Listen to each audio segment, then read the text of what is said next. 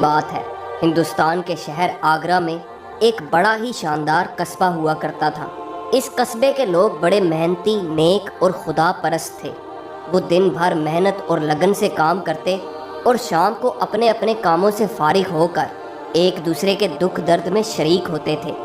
لوگ اگرچہ مختلف مذہبوں سے تعلق رکھتے تھے، تاہم ایک دوسرے کے مذہب کا احترام کرتے اور ہمیشہ مل جل کر رہتے تھے۔ وہ ایک دوسرے کے تہواروں میں بڑی خوشی سے شریک ہوتے اور آپس میں گلے مل کر اپنی اپنی نیک خواہشات کا اظہار کرتے تھے۔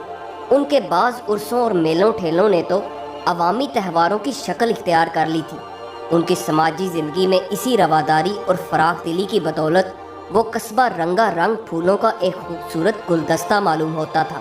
ایک بار اسی قصبے میں ایک ایسا دولت مند شخص بھی آ کر رہنے لگا جو نہ صرف شرپسند اور مکار تھا، بلکہ اپنی دولت کے نشے میں خدا سے بھی منکر تھا۔ دراصل دولت سے زیادہ وہ شہرت کا بھوکا تھا، جسے حاصل کرنے کے لیے کوئی بھی حربہ استعمال کرنے سے نہیں چوکتا تھا۔ یہی وجہ ہے کہ قصبے میں اپنی دھاک جمانے کے لیے وہ لوگوں میں پھوٹ ڈالنے کی ترکیبیں بھی سوچنے لگا تھا۔ اس کا خیال تھا کہ اگر کسی طرح لوگ اپنے کسی بھی مسئلے پر باہم متفق نہ ہو سکے تو مشورے کے لیے یقیناً اسی کے پاس آیا کریں گے، لہٰذا وہ انہیں من مانے طریقے سے اپنی انگلیوں پر نچایا کرے گا اور اسی طرح اپنی ساکھ بنائے رکھے گا۔ یہی وجہ تھی کہ لوگوں میں باہمی اتحاد اور رواداری بھی اسے ایک آنکھ نہیں بھاتی تھی۔ اپنے مقصد میں کامیابی حاصل کرنے کے لیے وہ اپنے ہم خیال لوگوں کی ضرورت محسوس کرتا تھا، لیکن لوگ اس کی باتوں پر دھیان نہیں دیتے تھے۔ البتہ جب کبھی بھی وہ اپنے گھر سے باہر نکلتا تو راستے میں ملنے والے اپنا اخلاقی فرض سمجھ کر اسے سلام ضرور کرتے۔ اس سے وہ اس قدر مغرور ہو گیا کہ لوگوں سے سلام کا خراج وصول کرنا وہ اپنا حق اور ان کے سلام کا جواب دینا اپنی توہین سمجھنے لگا۔ ایک بار اس نے سوچا کہ یہاں کے لوگوں کی زندگی میں مذہب ہی تو سب سے نمایاں پہلو ہے، کیوں نہ اسی کو ذریعہ بنا کر میں لوگوں کے جذبات کو بھڑکاؤں اور انہیں آپس میں لڑواؤں۔ یہی سوچ کر اس نے عالم دین ہونے کا ڈھونگ رچانا شروع کر دیا۔ اگلے ہی دن کسی عوامی تہوار کے موقع پر جب لوگ ایک جگہ مل کر بیٹھے تو وہ بھی وہاں آن پہنچا۔ وہ ان لوگوں سے اللہ اور ایشور کے متعلق طرح طرح کے بیہودہ سوالوں کی بوچھاڑ کرنے لگا۔ لوگوں نے پہلے تو مناسب اور موزوں جوابوں سے اسے مطمئن کرنے کی کوشش کی، لیکن جب دیکھا کہ اس نے کسی سے بھی متفق نہ ہونے کی قسم کھا رکھی ہے اور اس کی دلیلوں کا سلسلہ بیہودگی سے حدوں کو چھونے لگا ہے، تو انہوں نے چپ رہنا ہی بہتر سمجھا۔ ان کی خاموشی کو اپنی فتح سمجھ کر وہ اپنے آپ کو 30 مار خان سمجھنے لگا تھا۔ ایک دن وہ قصبے کے مرکزی حصے میں ایک چبوترے پر کھڑا اپنی ڈینگیں مار رہا تھا۔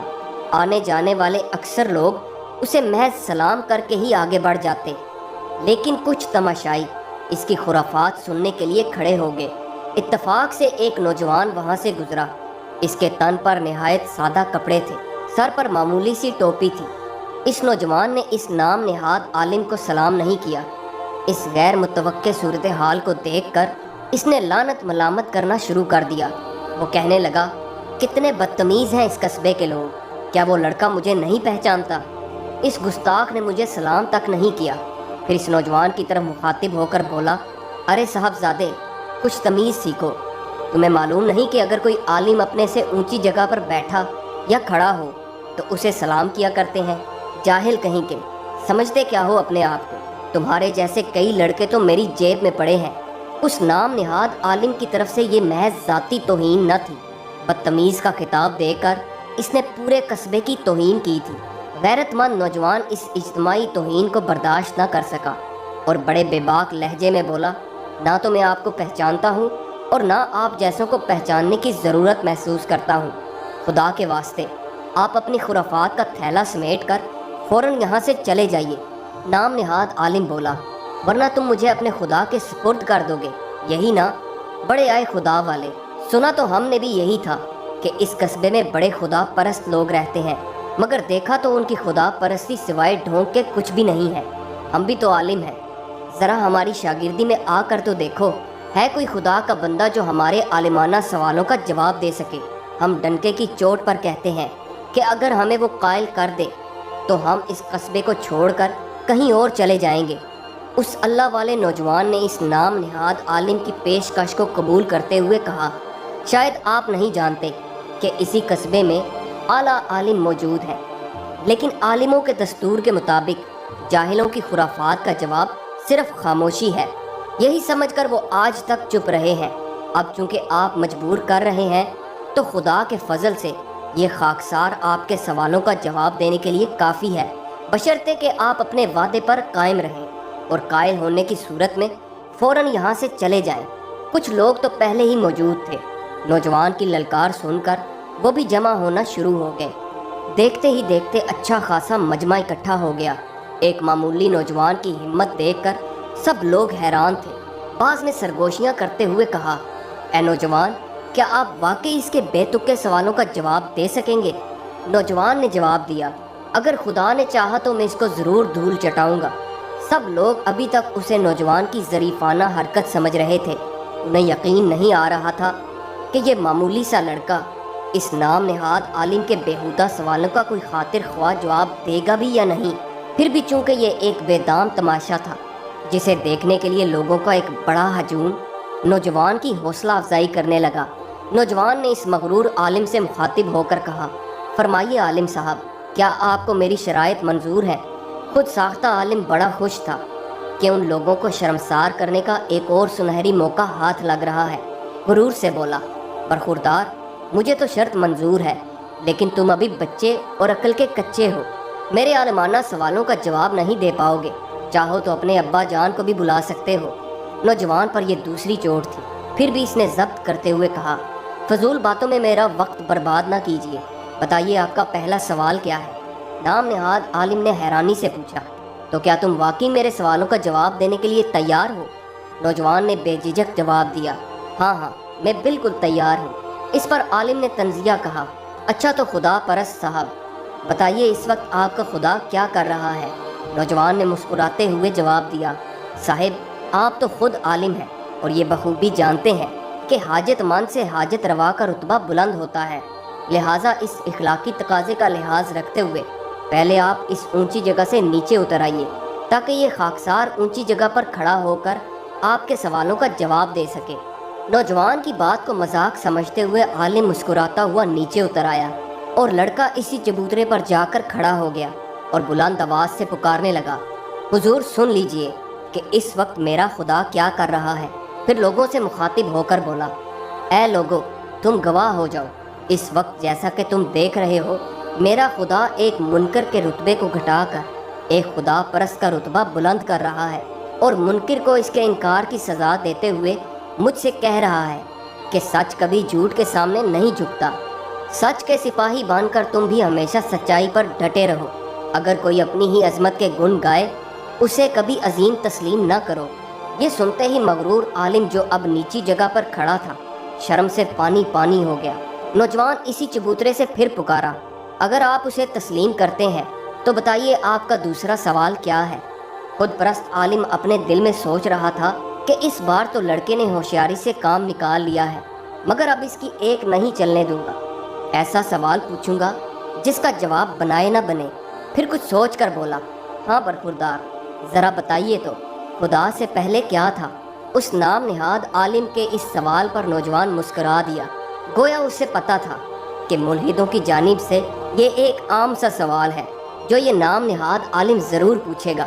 نوجوان نے اسی بے پرواہی سے جواب دیا، اس سے پیشتر کہ میں کچھ کہوں، مہربانی کر کے آپ خود ہی 9 سے الٹی گنتی گننا شروع کر دیں۔ نام نہاد عالم نے فوراً الٹی گنتی گننا شروع کر دی، 9 8 7 6 5 4 3 2 1، اور ایک کے بعد چپ چاپ کھڑا ہو کر نوجوان کی طرف دیکھنے لگا۔ نوجوان نے اب کے قدرے زور دے کر کہا، کیوں صاحب چپ کھڑے میرا منہ کیا دیکھ رہے ہیں؟ رکیے نہیں، گنتے جائیے اور اگلا عدد بولیے۔ نام نہاد عالم نے لوگوں کی طرف دیکھتے ہوئے کہا، بولوں کیا خاک، ایک سے پہلے تو کچھ ہوتا ہی نہیں۔ اب نوجوان نے مسکراتے ہوئے کہا، تو بقول آپ کے ایک سے پہلے کچھ ہوتا ہی نہیں، بس یہی ہے آپ کے سوال کا جواب۔ خدا بھی چونکہ ایک ہے، اس سے پہلے بھی نہ کچھ تھا اور نہ کچھ ہے اور نہ ہی کچھ ہوگا۔ یہی وہ سچائی ہے جو دنیا میں آئے لاکھوں پیغمبر لوگوں کے سامنے بیان کرتے رہے۔ نوجوان کا جواب سن کر اب اس عالم کو پاؤں تلے سے زمین کھسکتی ہوئی محسوس ہونے لگی۔ حاضرین ہمتاً گوش کھڑے بڑی دلچسپی سے دونوں کے سوال جواب سے لطف اندوز ہو رہے تھے۔ नौजवान के गैर मुतवक्के आलमाना जवाबों पर कभी कभी तो पूरे का पूरा मजमा वाह वाह के शोर और तालियों की आवाज़ से गूंज उठता था। वो लोग नौजवान की मुसलसल हौसला अफजाई करते जा रहे थे। दूसरी तरफ वो इल्म फजल का मुद्दई पूरी तरह से संभल भी न पाया था कि नौजवान ने उसे मुखातिब करते हुए कहा, क्यों साहिब, कुछ और भी सवाल बाकी हों तो जल्दी पूछिए। मारे शर्म के अगरचे इसके लिए अब गर्दन उठाना मुश्किल हो रहा था, फिर भी वो बड़ी टटाई से बोला, अच्छा खुदा अगर एक है तो बताओ इसका मुंह किस तरफ है। नौजवान ने अब के हाजरीन से मुखातिब होकर कहा, इस सवाल का जवाब देने के लिए मुझे एक मोमबत्ती की ज़रूरत है। मेहरबानी करके जल्दी से एक मोमबत्ती का इंतज़ाम कर दीजिए। चुनाचे मोमबत्ती फ़ौरन मंगवा ली गई। नौजवान ने इस मोमबत्ती को जलाया और फिर जलती हुई मोमबत्ती को एक ऊंची जगह पर रख कर इसी आलम से पूछा, ज़रा आप ही बताइए हुजूर, इस मोमबत्ती की रोशनी का रुख किस तरफ है। नाम निहाद आलिम कहने लगा, रोशनी तो चारों तरफ फैल रही है। नौजवान ने एक बार फिर बुलंद आवाज़ से हाजरीन को मुखातिब करते हुए कहा, ऐ लोगो, एक बार फिर से गवाह हो जाओ कि इसी आलिम साहब के मुताबिक मोमबत्ती की रोशनी चारों तरफ फैल रही है। तो सुन लीजिए हुजूर, मोमबत्ती की रोशनी की तरह खुदा का नूर भी चारों तरफ फैल रहा है, लेकिन इस नूर को देखने के लिए भी एक समझ बूझ वाली आँख चाहिए। जाहिलों की आंखें बंद हैं, इसी वजह से इस नूर को नहीं देख सकती। नौजवान के जवाब की ताब न लाकर अगरचे वो मगरूर आलिम बगले झांकने लगा, फिर भी आखिरी हरबे के तौर पर अपनी जगह से चलकर इस नौजवान के पास पहुंच गया और लोगों की नज़रें बचाकर इसने अपनी जेब में हाथ डाला और सोने के कुछ सिक्के निकाल कर नौजवान की जेब में ठूंसते हुए कहा, साहबजादे, ये लो अपनी सुनी सुनाई चिकनी चपड़ी बातों का इनाम। अब मुझे सलाम कर और यहाँ से चलता बन। नौजवान को इसकी इस बेहयाई से बड़ी तकलीफ पहुंची और वो मुंह फेरते हुए बोला, सोने के इन चंद सिक्कों की चमक से सच के सिपाही के कदम नहीं डगमगाते। ये सुनकर इस आलिम ने अपनी जेब में रखी सारी रकम निकाल ली और नौजवान की तरफ बढ़ाते हुए बोला, लगता है मेरे मामूली से सवालों ने साहबजादे को नाराज़ कर दिया है। मेरी ये तमाम पूंजी हाजिर है, अब तो खुश हो जाओ और इसी खुशी में एक सलाम भी हो जाए। नाम निहाद आलिम की इस बौखलाहट पर तमाम हाजरीन खिलखिलाकर हंस पड़े। उनकी हंसी के दौरान नौजवान ने इससे सारी रकम ले ली और इसी के सामने मजमे में मौजूद गरीबों में बांटते हुए कहा, ये जानते हुए भी कि इस वक्त तुम्हारी जेब बिल्कुल खाली है और मेरे पास खुदा का दिया अब भी बहुत कुछ है, फिर इस कमतरी की हालत में भी बरतरी की डेंगे मारने में न जाने क्यों आपको कोई ऐब दिखाई नहीं देता। हकीकत तो ये है कि दुनिया में कोई भी ऐबों से बरी नहीं है। फ़र्क सिर्फ इतना है कि आलिम अपने ऐबों को खुद ही देख लेते हैं, जबकि जाहिलों के ऐब दुनिया देखती है। आलिम साहिब, अब तो अपने इल्म का अंदाज़ा आप खुद ही लगा सकते हैं। प्याले से आखिर वही चीज़ टपकती है जो इसके अंदर होती है। ये सुनते ही पूरे मजमे में चारों तरफ से हाजरीन के कहकहों के साथ साथ शर्म शर्म की आवाज़ें भी गूंजने लगी। रुसवाई की ताब न लाकर इस आलिम ने सच के सिपाही को 3 बार झुक झुक कर सलाम किया और मारे शर्म के मुंह छुपाकर ऐसा भागा कि फिर कभी उस कस्बे के नज़दीक नज़र न आया। दोस्तों, ये कहानी आपको कैसी लगी? कमेंट्स में अपनी राय का इजहार ज़रूर कीजिएगा और मेरे इस चैनल को सब्सक्राइब ज़रूर कीजिएगा। वीडियो देखने का बहुत बहुत शुक्रिया।